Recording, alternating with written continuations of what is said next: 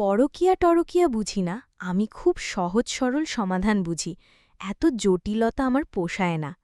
যারা ফ্রাস্ট্রেটেড নিজেদের দায়িত্ব সামলাতে সামলাতে, যাদের বিয়ে হয়ে গেছে, বউ বাচ্চা বর সংসার অফিস নিয়ে যারা নাজেহাল, যাদের জীবনে একঘেয়েমি এসে গেছে, যাদের কাছে বেঁচে পাকার মরে যাওয়া দুটোই সমান, যাদের জীবনে কোনো গল্প নেই, আনন্দ নেই, ব্যথা নেই, যারা মানুষ থেকে কবেই যেন যন্ত্রে পরিণত হয়েছে, তাদের নতুন করে আরও একবার প্রেমে পড়া উচিত। একটা দুর্দান্ত প্রেম, ঠিক ২০-২২ বছরের যুবক যুবতীর মতো।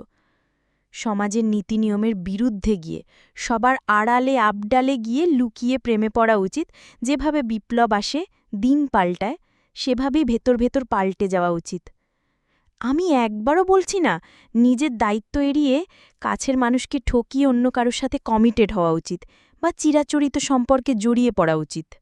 কিন্তু প্রতিটা মানুষের একটা খোলা বারান্দার দরকার, যেখানে যখন ইচ্ছে বসা যায়, ঘন্টার পর ঘন্টা সময় কাটানো যায়। হাওয়ায় হাওয়ায় একটা আলাদা গন্ধ ভাসে, পাশাপাশি দুটো টবে সুগন্ধি ফুলের গাছ দুলতে থাকে।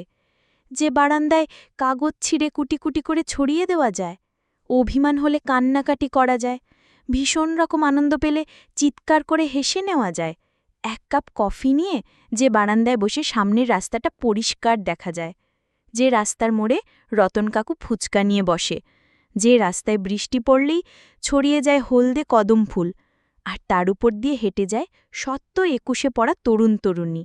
ওরা একটু আড়াল খোঁজে, বুকে হাত রেখে চুমু খাবে বলে। কোথায় যেন ছিলাম আমরা? বারান্দার কথা বলছিলাম। যে বারান্দাটা তার একার হয় না, সম্পূর্ণ অধিকার থাকে না সেই বারান্দার ওপর, কিন্তু যেটুকু মুহূর্ত সে কাটায়, সেই মুহূর্তটুকু আর কারোর হয় না।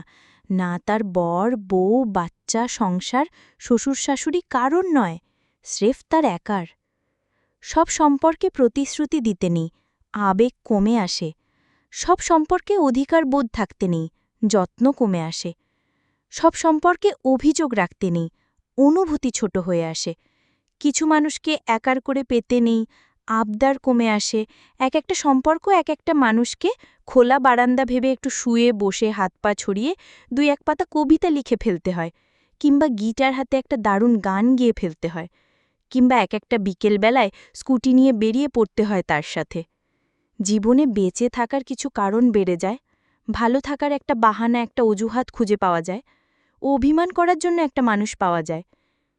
জীবন এটুকুই, সবাই প্রেমে থাকুন, একাকিত্বই নয়। পথিক যখন রাস্তা দিয়ে হাঁটে, সে পা মেপে মেপে হাঁটে না, এমনকি তার মাথায় তখন নিউটনের গ্র্যাভিটিজ অফ লয়ের সূত্রগুলোও কাজ করে না। যদি করত, তাহলে পথের দুধারে থাকা দৃশ্যগুলোকে উপভোগ করতে পারত না, পথের সৌন্দর্যকে নিজের অন্তরে অনুভব করতে পারত না। সম্পর্কও এমন, স্বকীয়া হোক বা পরকীয়া, সম্পর্ককে সারাক্ষণ খুঁড়ে দেখতে নেই, সম্পর্কের ভিতর জোয়ার ভাটা নিয়ে সবসময় অঙ্ক কষতে নেই। আর তা করতে গেলে পারস্পরিক নৈকট্য তেতো হয়ে ওঠে, বরং যখন যেটুকু সময় কাছাকাছি থাকা যায়, যোগাযোগ গড়ে ওঠে, সেটাকেই উপভোগ করতে হয়।